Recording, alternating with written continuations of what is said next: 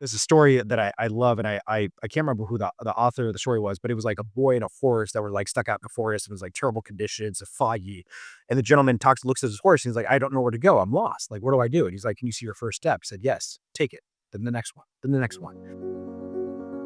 This podcast is brought to you by Hey Taco, the only peer-to-peer recognition platform that uses tacos to help teams around the world share gratitude. I'm Doug. I'm Una. This is our podcast, Amazing Teams. Hey everyone, welcome to season 3 of the Amazing Teams podcast, where we explore all things that make work better. Today, we are excited to be joined by Sanket Merchant, partner at Peak Span Capital. Sanket, welcome to the Amazing Teams podcast. Well, thank you so much for having me. It's a complete honor, and I appreciate the opportunity. Of course. Can you tell us more about yourself and what you do at Peakspan? 100%. I'm happy to. So I'll kind of break it down into two brief and hopefully succinct introductions, one to myself, one to our firm. So my name is Sanket Merchant. I'm a partner here at Peak Span Capital.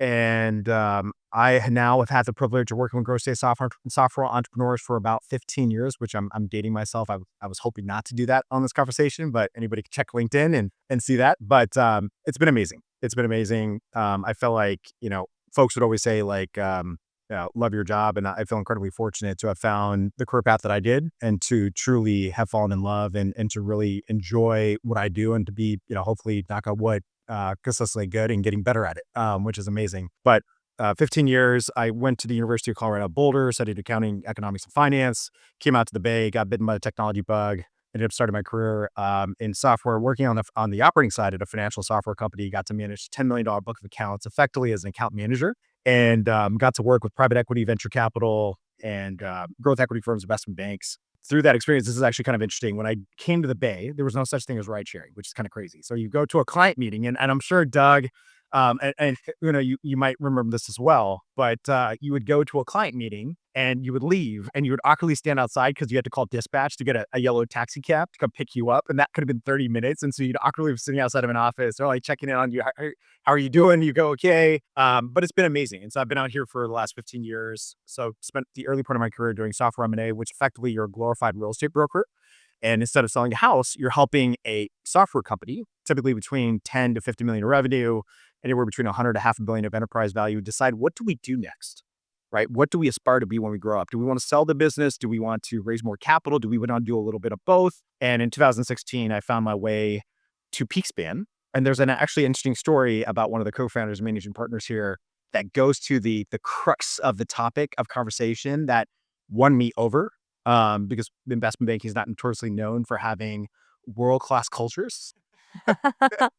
And there's probably some stories over drinks that we can share there, but ended up joining Peakspan in 2016. I was one of the first non-founding hires at the time. We were 2 investments out of our first fund, which is a $150 million fund. And fast forward the clock, 9 years, we're on the precipice of Peakspan's 10th anniversary. We've now grown the portfolio from 2 to 55, the team from 4 to just shy of 30. Just under $2 billion of assets under management over the last decade.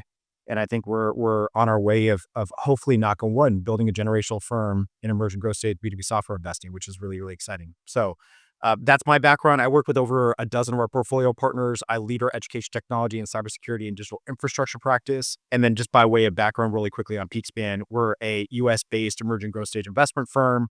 We're partnered with entrepreneurs in that journey from 3 to 10 million in revenue to 50 million plus.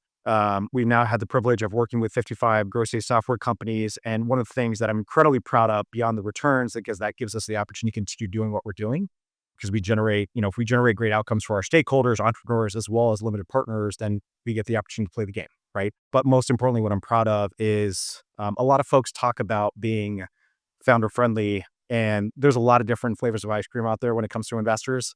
We pride ourselves being really, really good at helping our entrepreneurs drive the best risk-adjusted outcome. What that means is, one is, our commitment to our entrepreneurs is that if you go with Peakspan, the outcome will be better. And number 2 is we think about each portfolio partner as if we had a portfolio of one. And so one of the stats I'm most proud of is that in 55 portfolio partnerships to date, we've only had one company fail. And so this team doesn't take losing lightly. We work our tails off to protect value for our businesses. And then importantly, try to be the best partner to helping them get to the best goal, whether that's 30, 50, 100 plus million in revenue. So yeah, that's us. That's an incredible stat there. One failure out of how many? You said 55? 55. That's quite a hit right there. Knocking on wood. I'm hoping we can keep it there. So Sanket, besides the interesting work, what has helped you at PeakSpan for 10 years across all these investments, growing the team? It must be something you guys are doing right on the culture front that you're still there. yeah, I mean, I think ultimately, I think at the core, like I could sure talk a little bit about it from my work and I think what we've done from a people perspective, and then also organizationally. I think the biggest thing you realize is that just like any organization, I think what makes Hey Taco so successful or businesses so successful is clarity across different dimensions, from your strategy to your mission to your customer to the product strategy, right? And so for us, we've been obsessed about one is having clarity to our identity. Our aspiration is to be the best emerging growth stage B2B software investor out there. And like the thing that we wake up really inspired by every single day is, can we be the best single sport athletes in B2B software in the vertical markets that we cover at this specific stage of growth? And one of the early observations I had in my career was, observing this disproportionate value placed on specialization, right? Even for Hey Taco, you could say, hey, rewards and recognition and appreciation is a broad category. We want to do everything for everyone, or we can be really amazing at what we do, which is being able to provide really organic, authentic recognition in the flow of work, in the way that people organically want to do it.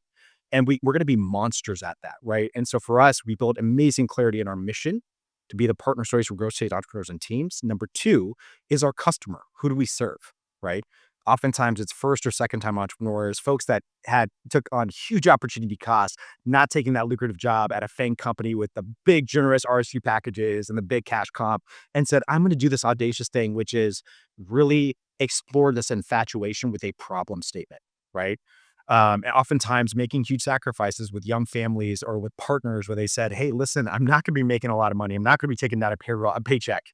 But I believe this thing is going to work out, right? And there was an analogy my partner had shared with me, which is when you go to like Vegas, there might be two perspectives that you have, right? And I think this was inspired by a son who was a much younger kid at the time, who's now like a sophomore or junior in college. But I've asked him like, Dad, what if we took all of our net worth and went to the blackjack table or went to the roulette table and put it on black? There's two perspectives. One is there's a school of thought that says, oh my God, in a matter of minutes, I could double my net worth. That's incredible. That's exciting. There's the other portion that's like terrifying that I could lose everything in a matter of seconds. And so for our entrepreneurs, for folks who own 30 to 70% of their business and their entire life's worth is their life's work, and their team's hard effort is encaptured in that business, the appetite for failure is low. And so we are studied at supporting that entrepreneur. I think for us, it's taking a step back and understanding for that entrepreneur, for that customer, what is the product that we want to deliver?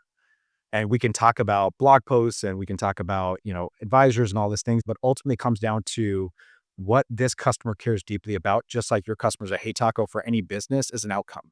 That outcome is, how do I optimize the best risk-adjusted outcome? How do you help me protect value in my business and help me execute to the best view of success? And we got really, really good at executing across those key dimensions. So I would say organizationally, that has been like, we have been very clear in our identity, very clear on our North Star. And I would say organizationally, like, I think, at the core of it, I talk about this after we make an investment. We built this kind of muscle around sharing back with the teams that we back, right? Sharing back for the leadership teams, the good, the bad, the uglies, the full 360. Like, what are we doing well? We want to do more of. What are the things that we don't do so well? We need to get better at. What are the things that could like really be an Achilles like tear, right? And sadly, shout out to Jason Tatum. I hope he gets better. But it is like the stuff you don't want happening, right? And as a part of that, we also leverage those opportunities to inspire a team, because at the end of the day, for a software company where you don't have a lot of balance sheet dependencies, in a world in which we are seeing the democratization of software, we're seeing, whether it's in terms of like how vibe coding and how software gets developed to how software gets hosted and delivered, right? The barriers to entry have gotten lower and lower and lower. I think differentiation becomes more, it becomes less material, I think, and it comes down to execution. Why is Workday, why are these iconic software franchises as successful as they are. Did anybody know that Workday on a quarterly basis generates a billion of net, no, maybe it's annual, a billion of net new ARR every year? Just think about that sheer volume. And it comes down to, do they have an amazing product? I think so, right? If you talk to their customers, I don't know, maybe they have a different opinion, but core product, great product, but importantly, flawless execution. They're monsters. All these companies are monsters of execution. And so at the core of it is people. And so I think for software companies, what I've noticed is their IP, their biggest competitive advantage of their human beings is that workforce. And for us, at the core of it, I could go and take a laptop and operate anywhere in the world at PeakSpan. And so for us, our competitive advantage is human beings mobilized around a clear purpose, a clear mission, a clear sense of identity and core values that allow us to bring the best out of each other, but importantly, put us in the best position to execute our mission, right? For our entrepreneurs and for our stakeholders. So I hope that was helpful. That was helpful. And I loved how you described your organization around this unique identity, unique purpose, and serving your customers. Because I think a misconception is that you're sitting in your palatial office waiting, like people are coming to you and you're just kind of like writing checks, right? And I remember getting an email from you in our exchange and you had a little banner for a webinar. And I'm like, webinar? Like, why is PeakSpan doing webinars about optimizing landing page conversion, right? Or something that's so, I was like, that's interesting, by the way. I should probably go to that. But it highlights you're really there to support the entrepreneurs, Yeah. the ones you back and the ones that you might back in the future, right? I presume that that's also how you find people that are interested in partnering with you guys. 100%. It's a fantastic point. And I also, for those that don't know, but some who may listen in and I one of the cool things about working for a younger company, you and I talked a lot about this in our prep call. The cool part is you get to wear a lot of hats, right? And I think when I joined PeakSpan, it was very entrepreneurial. I remember sitting in the office, I think it was my first day, and try not to open my mouth up too much to let everybody know it was my first day, or it might have been my first week at that point in time. But I was sitting down with, I think, the fourth wealthiest human being in China, where we had like 6 translators in the office, and it was an amazing experience. Like at that point in my career, I would have never had that experience. And I know a lot of my peers who went out to different firms doing the same thing would never have had that experience, right? And so I think, one of the things I by making that comment to you is I get to wear a marketing hat, and that's a cool thing. Like I get to think about, what are pain points for entrepreneurs, and how can we help solve them? And I think that's taking a step back philosophically. What you'll hear us talk about is portfolio partnerships, not portfolio companies, right? When you think about it, the triangle for PeakSpan has 3 points, and you actually look under our triangle, there's 3 dots. The 3 dots symbolize our 3 constituent groups and stakeholders that we serve: our team, our entrepreneurs, our limited partners.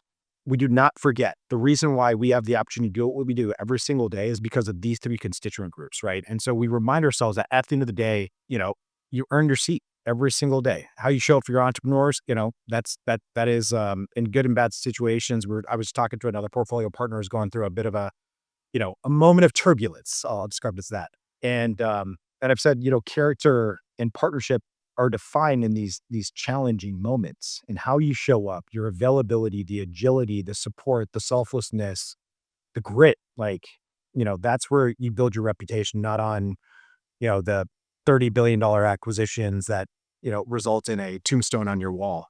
And from my perspective, right? So, Doug, that must resonate with you. You've definitely been through a lot of crazy things in almost 10 years. Yeah, I mean, little bit of a roller coaster. Sanket, I'm curious. So you've had the opportunity to meet hundreds of leadership teams. What do you feel distinguishes the truly amazing ones from the rest? it's a great question. And I think it's no different from, I think it's a broader question around high performing teams. Like, what do we know about high performing teams? And what's interesting is we're going to be putting out a blog post on culture and people come out soon, which is kind of timely, but I'll share that with you all when that goes live. But and we also had one of our offsites in November of last year focused on culture, right, and scalability of our business, right. And I would say, like, it comes down to, from my perspective, when I reflect on our team and what we're trying to build, and then importantly, what I've seen across the entrepreneurial teams that we back. I actually wrote this down. I was like kind of thinking about this. And so I would come back to, first and foremost, is an intense culture around accountability. Right. And, a huge sports fan, love my Denver Nuggets, sad how our season ended. Not the way I hoped for, but, I think it applies to sports teams, F1, it applies to, organizations. So I think an intense culture around accountability. it is, I'm in an I operate in an accountability world. Our entrepreneurial teams do. And so I think folks who don't make excuses, but kind of own up to things and understand, like, whether it's at an individual level, at an IC level, in terms of what you contribute to the broader goal and objective. I certainly have responsibilities here as a partner at our firm in terms of how we grow and develop our talent, how we think about strategy development, how do I think about my individual contributions to our overall portfolio, how we're doing to, like, help create value. So I think one is accountability. Second is a commitment to team. And I think these are all going to seem very generic, but I, you know, I use this in the context, and I'm kind of giving a little bit of sway because I it was going to go to the tacos piece of this because I know that's the end of it. You can reuse it. You can reuse it. Don't worry about it. But I think about it in the context of, like, even my home, right? And I tell my wife all the time, like, we're a team. And my father-in-law just went through a pretty onerous cardiac bypass surgery, and that's like it is, it's unfortunate that many people have to go through that.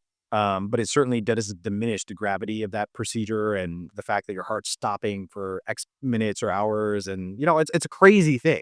And it is. I've got a young family with twin boys that are turning 6 this summer, and you just show up, right? And I think in that moment, I have to acknowledge that my wife wears a lot of different hats, and all those hats are equally important. That hat is being a wife, being a beautiful young woman, being an amazing professional, being a daughter, being a sibling. And in that moment, what was most important is the role she plays as a daughter.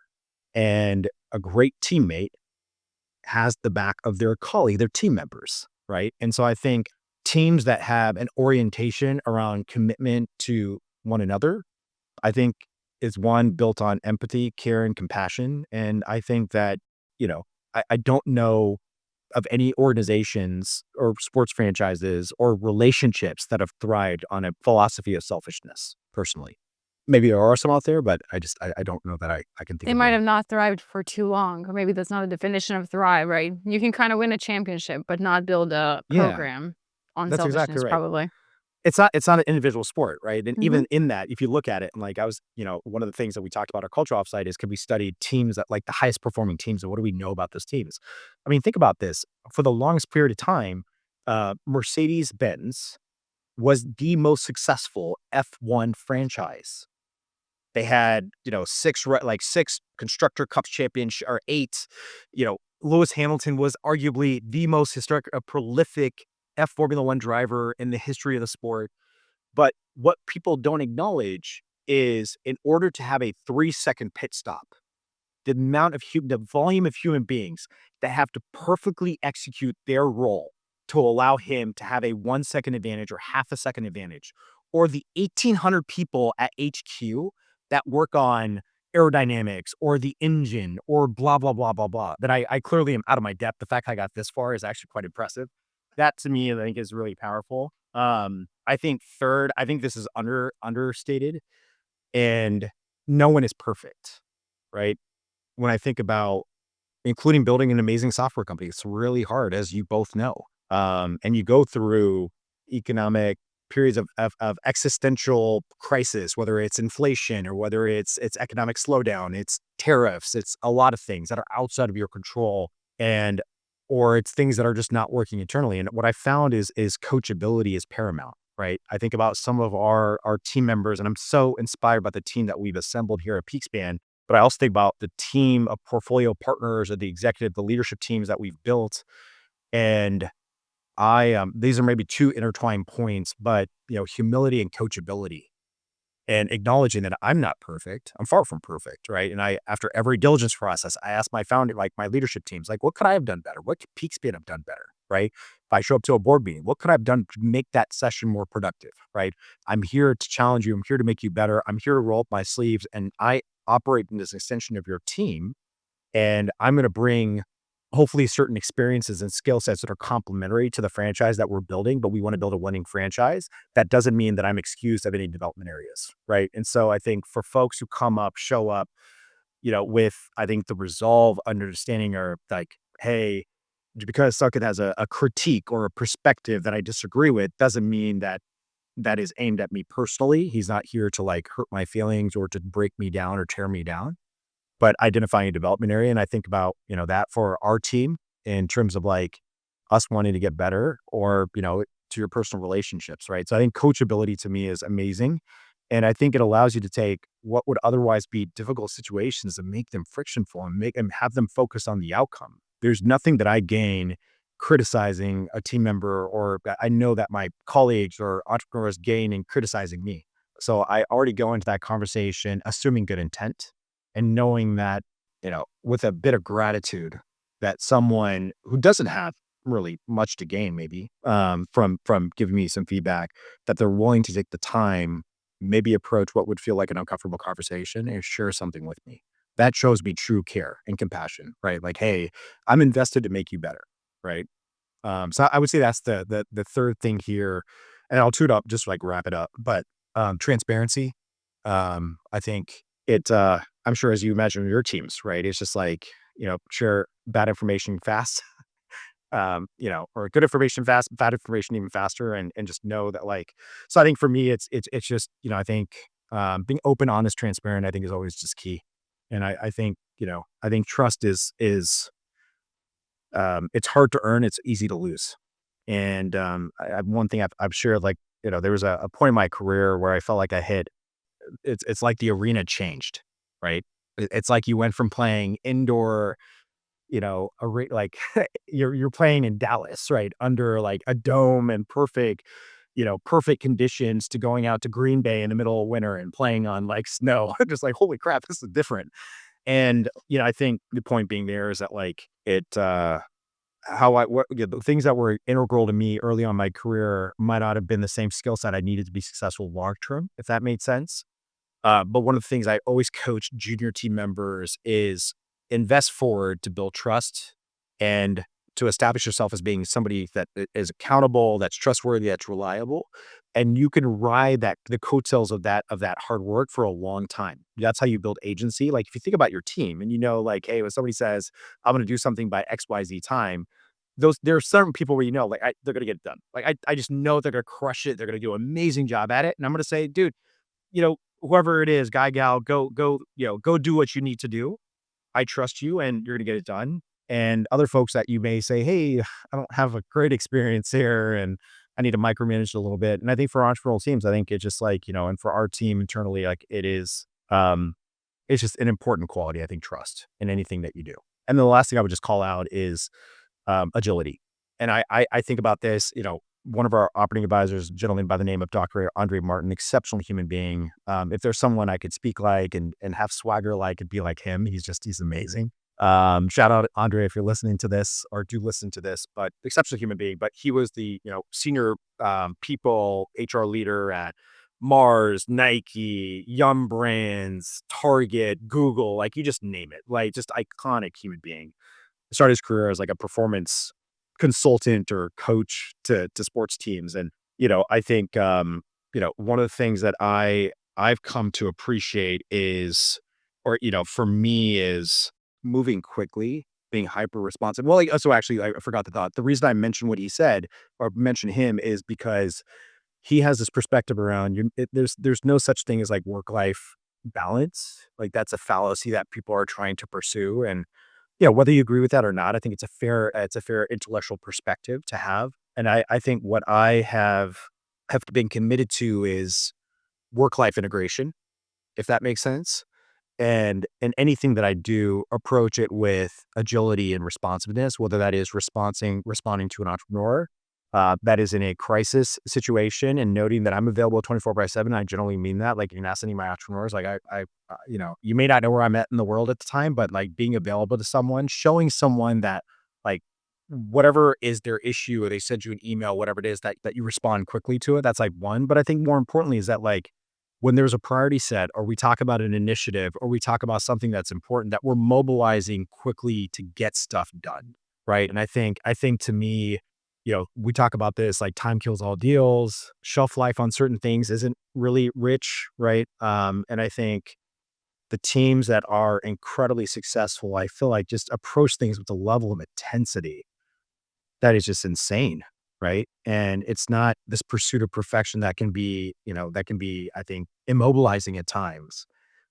but it is a humility to know, like, there's a story, and I realize I'm kind of using a lot of analogies that I probably shouldn't, but there's a story that I love, and I can't remember who the author of the story was, but it was like a boy and a horse that were like stuck out in the forest. It was like terrible conditions, foggy, and the gentleman looks at his horse, and he's like, I don't know where to go. I'm lost. Like, what do I do? And he's like, can you see your first step? He said, yes. Take it. Then the next one. Then the next one. And so I love this idea of, and there's another quote that I sent my team, which is, fear is nothing but, it's not an indictment on capability or capacity. It's an acknowledgement of inexperience. And you just got to do it. Right. And I think that's like one thing I want to impart on my kids, I think about, is being fearless. It doesn't mean being egotistical, but it's understanding that, like, you know, um, in that moment, fear is just a reaction to something that is unknown. But if you approach things with agility in an operational kind of framework, oh, okay, I don't know how to solve this problem. I've never seen this before, but I do know what I kind of need to solve for, which are these 5 things. And then how do I build an operational plan here? And how do I create a timeline to make sure that, like, I'm iterating, and then I know how to go to Una when I have this question, or I have to go to Doug with this like question, or at least I can come with the framework and then get feedback so we can iterate to get things out. I think that's pretty amazing. And so I will just say, for me at Peakspan, whether it's thesis development, whether it's cool marketing initiatives, it is like, it's, you got to try it. You got to move. So I hope that was helpful. I That apologize was that very I like, helpful. No, no. An analogy. We love analogies. We love stories. We all remember them. I can't stop thinking and wondering if you have your 6-year-olds playing basketball yet. I do. I do. They've got sick jumpers. And it's the only sport that I feel like I've got any qualification to coach them on for the next couple of years. But it's amazing. I will tell you, they are absolute sponges. They've been watching every playoff series with me.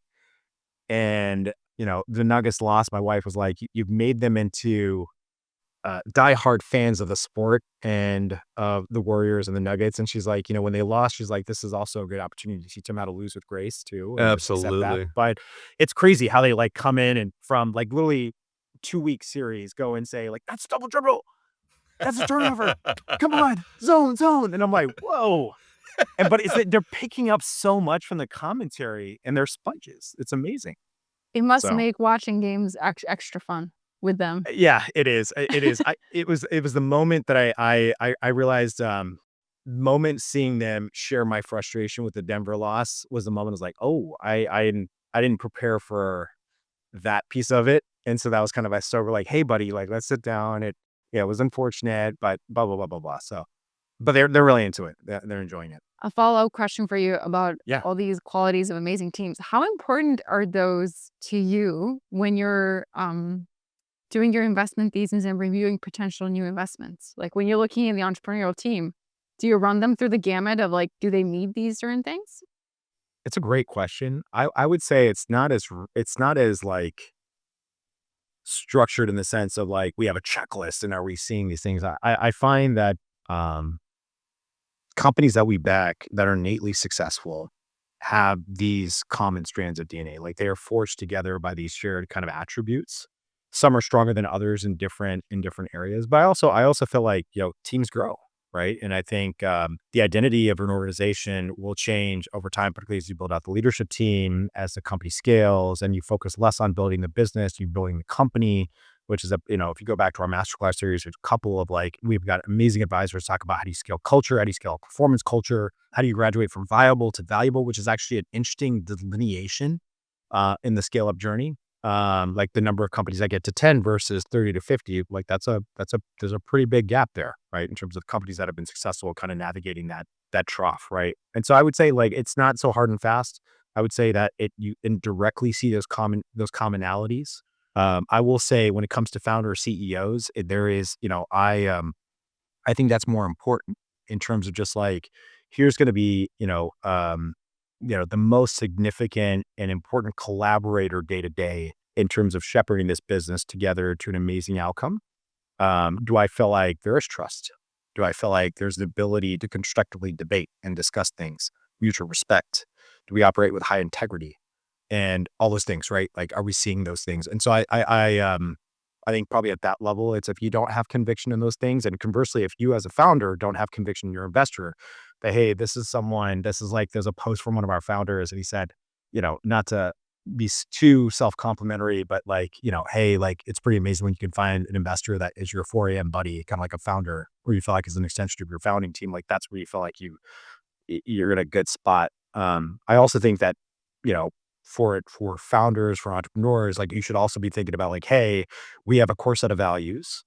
Capital is a commodity to a certain extent, right? I think for great companies, access to capital is not a constraint, to be honest. I mean, there's $2.5 trillion of dry powder in private equity right now. So I think that's a great indication of that. And so, being, I think, judicious about, who do we raise from? And do we feel like we're bringing on the right stakeholders in our business? I think is really, really important. Yeah, it sounds like it goes both ways, just like when It you're goes both ways. Yeah. finding a new job, right? You're interviewing the company as much as they're interviewing you, or you should be at least. Well, and by the way, you see this on executive teams as well, right? I mean, I think that's like one of the things I was actually talking to one of my advisors about, James Isaacs, exceptional human being. And we can link to some of the culture related like webinars and our master classes. That's helpful for your audience and community. But, he had scaled Ciara, which is a fund one portfolio partner, from, low 8 figures in revenue to, like 8x scale, right? Over a 6 year period. And was the first key executive we brought into the business outside of the founders, and was running probably at the peak a 200-person go-to-market org. It's massive. And, one of the things he's one of our kind of revenue advisors, CRO advisors. And one of the things he shared with one of our entrepreneurs that was powerful, because we were making our first key executive hire, that wasn't a founder, and it wasn't like a VP, someone who kind of grew up in the ranks, but it was like external kind of C-suite person. And he made this comment that you need to hire not looking in your rearview mirror, but looking through your windshield, like looking forward, not looking backwards. And I thought it was an interesting kind of data point, right? And I think this goes back to maybe a provocative perspective that, that identity, your values will not change, but maybe your culture does evolve. And I think there's a distinction there between values and culture, right? And so I think that'll be interesting too for a lot of folks, is that as you grow your leadership team, you're going to find amazing human beings that may not fit the identity, may not align with your values, and certainly may not fit into your culture looking forward as to what you aspire to build. They may fit historically looking back, but maybe not forward. And importantly, I think as you build out your leadership team, I think those folks are going to bring in something amazing. And you should go through a cultures and value, like probably not a values audit, but like a cultural audit. And, are the things that we thought 12 or 18 months ago still true to our business today? So, Doug, should we move into gratitude? Yeah, I feel like I can listen to Sanket I all day know. long. You're teaching us the masterclass, and we would definitely share those masterclasses with our audience as well. So I'll send you a follow-up email. I will tell you, I think one of the best jobs I have is working with some of the smartest minds in our space. And I feel like, it's always a masterclass for me. Every time I jump on the phone with a Linda Chen or a James Isaac or Herb Kunitz or John Hamm, I'm just blown away that you've taken now 30, 40, 50 years of hands-on experience doing iconic things. And I have the opportunity in like a 10-minute conversation to take away the TLDR, the synopsis. And so I really appreciate you calling that out. But yeah, so in terms of gratitude, so it's like, I'm going to take the approach of everyone eats. And I think you said 5 tacos. Is that right? That's right, 5 tacos. Awesome. So I would say the first one I give out to is my wife. I think she is, going back to what I kind of talked about earlier, like TLDR. She's an amazing human being, amazing, beautiful woman. I tell her she's the best teammate. And I always feel like when you're counting, or like whenever there's a tally of some kind, like you're always in a dangerous place in a relationship. If somebody's counting, like, what do? I did this many diaper change. I did that. I did this. I did that. You got to work out 30 minutes, blah, blah, blah, blah, blah. And I think acts of service are my love language with her. And, I know that she loves to like sleep in. And I also know that she gives me the space to do what I want to do, like do what I need to do.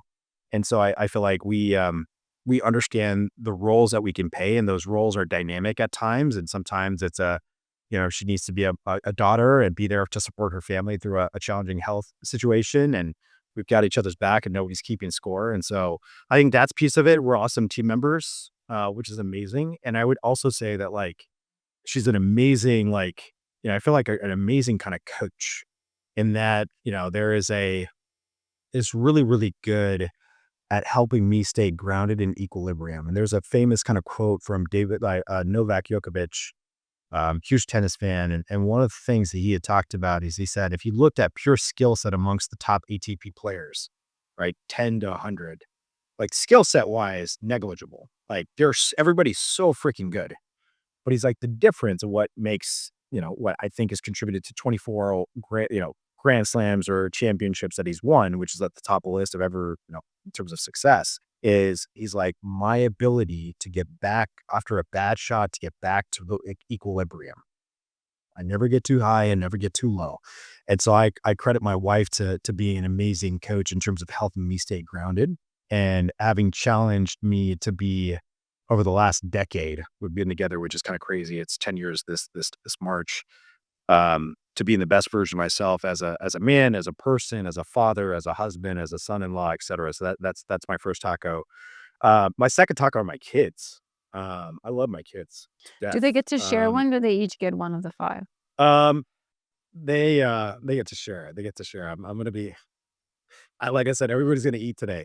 But I think the as I'm sure that anybody who's got kids understands, like the biggest learning inflection point for me in my career was in understanding the importance or the gravity of different spheres in my life that were important to me.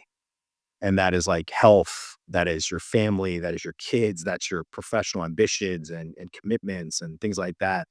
And at times, like different spheres get held a little bit higher, but they all need to be cared for with the same level of love, attention, and time, things like that. So I try to exercise. Like one is they've given me amazing purpose, right? They just like remind me, why do we do anything that we do, right? It's the most rewarding thing you could ever do. And from my perspective, is being a parent.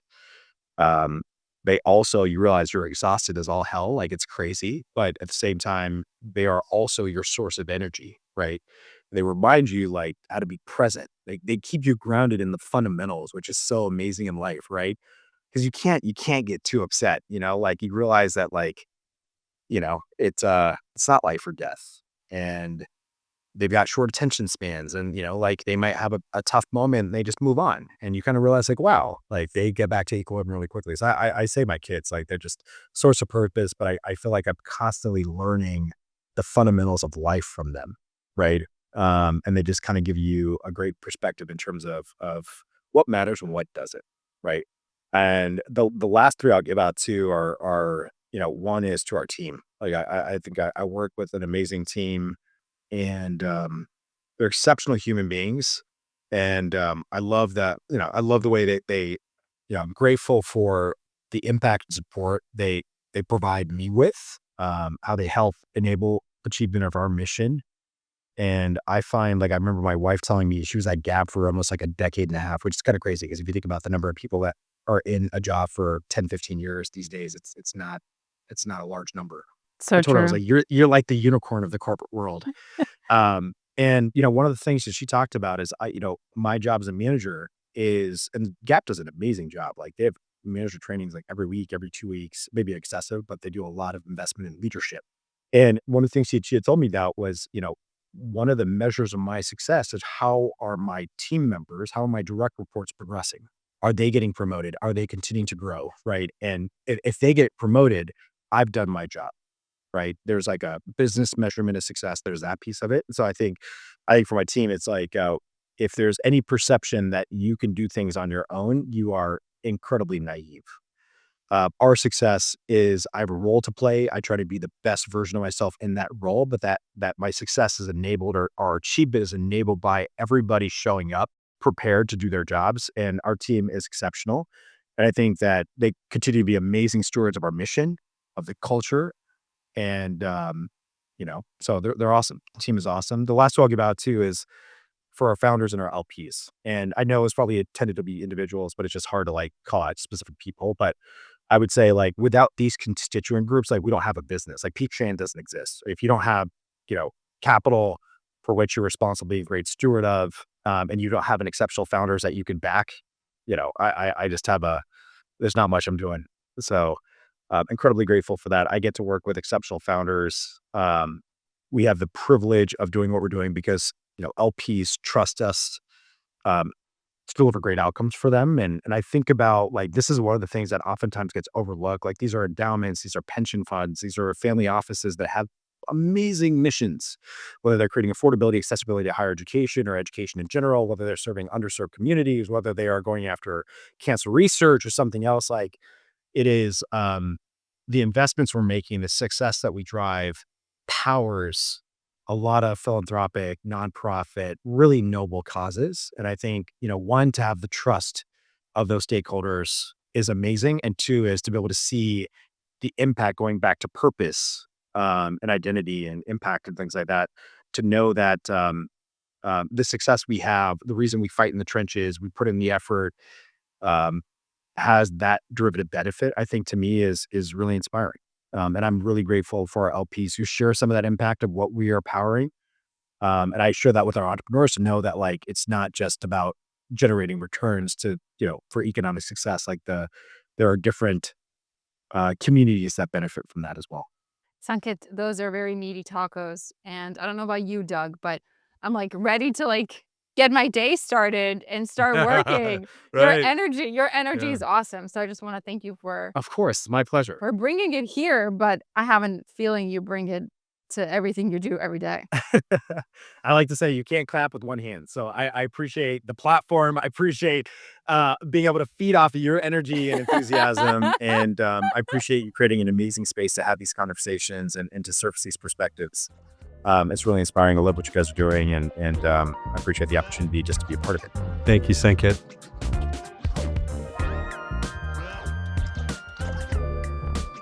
Thanks for listening. One of the important things about building a team is gratitude. If you're looking to add more gratitude into your team, check out heytaco.com. We are clearly biased, but it really does work. Use the code AMAZINGTEAMS to receive 15% off for the first 3 months of your subscription.